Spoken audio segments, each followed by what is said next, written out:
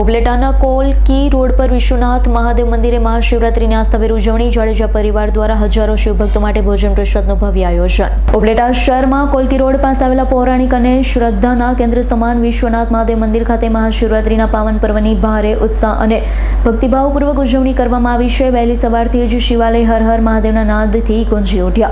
ભક્તોએ મહાદેવના દર્શન કરી ધન્યતા અનુભવી. પાવન અવસર ઉપલેટાના જાણીતા શિવભક્ત દંપતી અને પરિવાર દ્વારા વર્ષોની પરંપરા જાળવી રાખતા ભોજન પ્રસાદનું સુંદર આયોજન કરવામાં આવ્યું.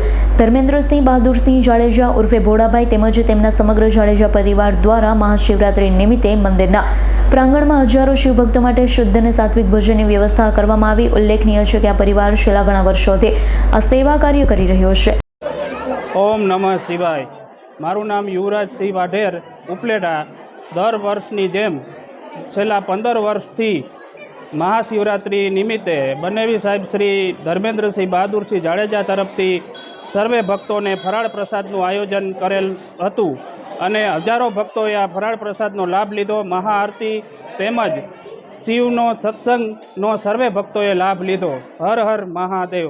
વિપુલ ધમેશાનો રિપોર્ટ, S9 ન્યૂઝ, ઉપલેટા.